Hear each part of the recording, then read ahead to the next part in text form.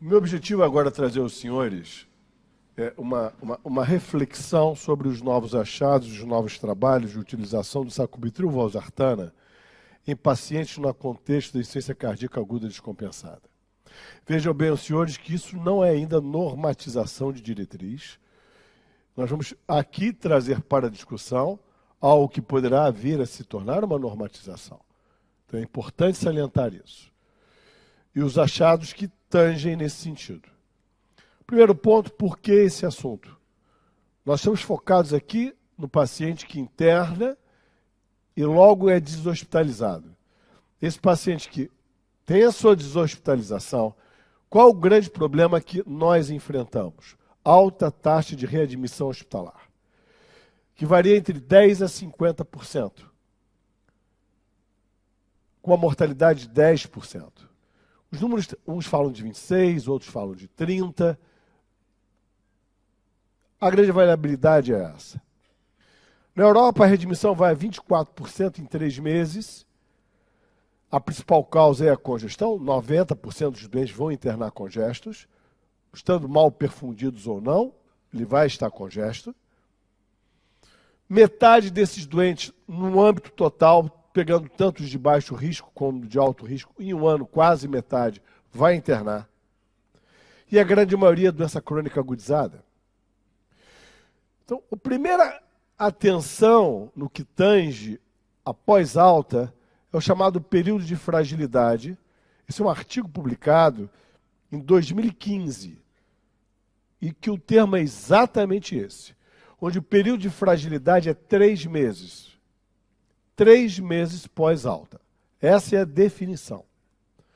Nesse período de 3 meses, que é essa primeira parte em vermelho, onde eu teria uma alta probabilidade de readmissão hospitalar e de mortalidade, porque é uma fase de desequilíbrio neurohormonal, ajuste terapêutico, não adesão à terapêutica. Então é um período que exige uma atenção especial para esse grupo de pacientes, porque é uma fase que favorece a readmissão. Quando a gente analisa dentro dos 3 meses, o primeiro mês é a parte mais frágil ainda. Aqui é um estudo americano com 300 mil pacientes que foram admitidos na sala de emergência, onde 18,5% era por IC. E vejam vocês que metade desses doentes foram readmitidos nos primeiros 14 dias e 25% foram readmitidos na primeira semana. Vejam o cuidado da primeira semana. Você recomendar ao seu paciente de retornar ao seu consultório, ao consultório do especialista, já sair do hospital com um pedido de função renal e eletrólitos, para que num intervalo máximo de 1 semana, vá ao consultório do seu médico assistente, ou ao seu consultório, ou ao consultório especializado. Por que isto? Porque quando reinterna não é inócuo. Independente da faixa etária, vocês vão ver à esquerda, a mortalidade aumenta. Não importa se ele internou só por estar quente e congesto, eu tenho perda de massa miocárdica, eu posso ter síndrome cardiorrenal, eu posso ter mais chance de infecção ou de disfunção orgânica. Então não basta internar, achar que tomar Lasix resolveu o problema. A taxa média de perda é 6 litros. Perda, não é diurese. No período de 3 dias. É muita coisa. A mortalidade no período pós-alta, no primeiro mês, é o dobro do subsequente. Justamente porque ele está com o sistema renina-angiotensina-aldosterona hiperativado, não está otimizado ainda do fármaco, porque acabou de ter alta. Então o que a gente tem de estratégia para isso? Isso é o que está na literatura, é o que se tem comprovado que eu posso, nesse período frágil, trazer algum benefício. Primeiro, maximizar a descongestão, porque cerca de 1/4 a 30% dos doentes têm alta congestos. Esse é o maior determinante de readmissão a curto prazo. Revisão 7 dias pós-alta. Monitorização hemodinâmica remota com uma redução de pressão de enchimento é o CardioMEMS. Ano que vem, com certeza, aqui Vamos discutir muito o CardioMEMS. A gente vai habilitar metade da sala com o CardioMEMS. Metade aqui vai ler no seu celular o CardioMEMS. Esse é o projeto. Só não foi esse ano porque a Anvisa bloqueou o chip, porque era 3G. Só por causa disso, tá? Há 6 meses para liberar o chip 3G. Otimizar a terapêutica antes de ter alta. E aí entra o sacubitril valsartana nesse contexto, que é um fármaco com propriedade vasodilatadora. E por que nesse contexto? Porque se sabe que quando o doente interna, é uma oportunidade que você tem de ajustar a terapêutica dele. Seja do beta, seja do IECA, seja do diurético, da espironolactona, é o momento. E quando ele sai da internação com o fármaco, ele é mais aderente ao tratamento e consegue chegar melhor na dose-alvo. Por isso a discussão do uso desse fármaco. Então, a discussão é, primeiro, será que eu consigo translar o que o Marcos acabou de apresentar para o doente ambulatorial estável? Estável sob o ponto de vista não tão estável, porque ele está difícil de ser tratado, para um outro contexto do doente agudo? E dentro desse contexto, eu conseguiria reduzir readmissão e impedir a progressão da disfunção? Para isso, eu tenho que vencer essas barreiras.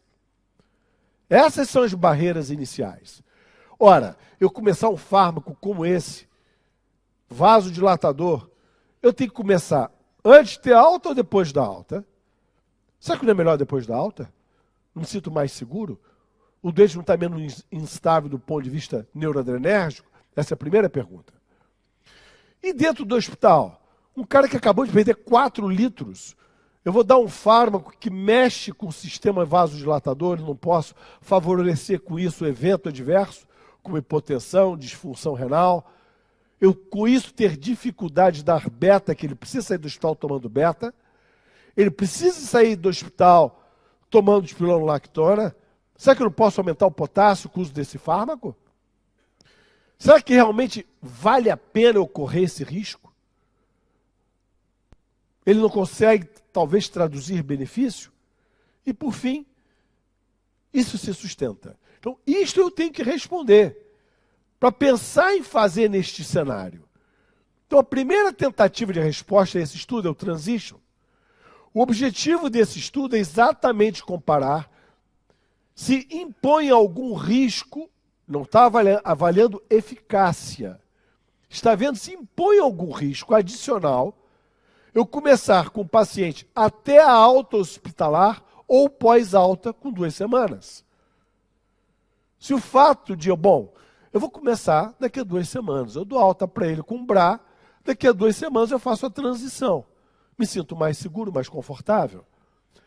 Esse meu pensamento se traduz em realidade para um paciente com disfunção, a ICFR, num paciente estável. O que ele viu, qual é o objetivo primário?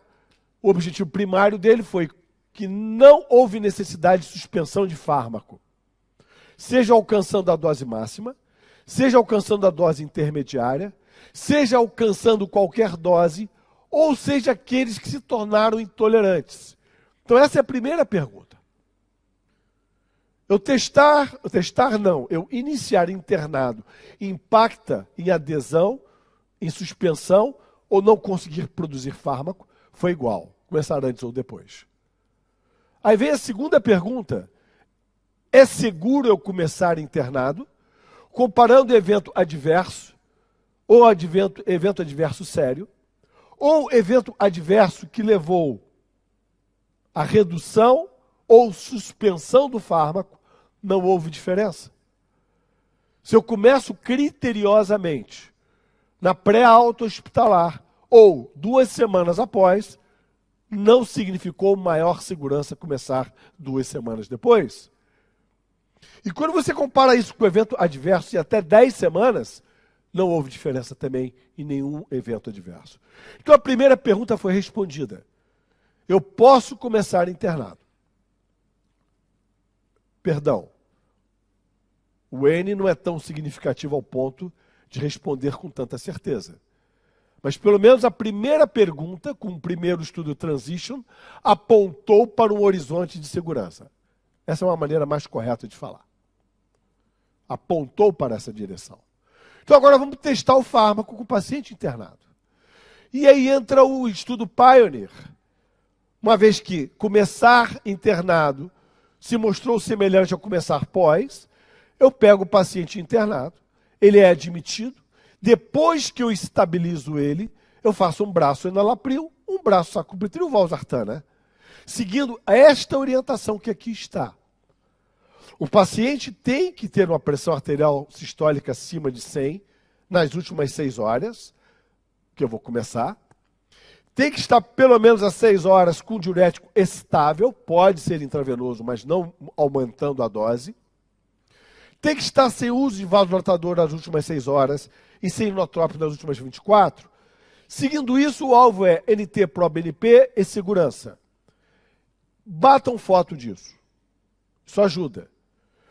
Não vou falar porque não tenho tempo para descrever o que está aqui. Esse é o roteiro de como fazer, de acordo com a pressão arterial sistólica. Se tiver acima de 120, eu posso começar com a dose de 50 miligramas.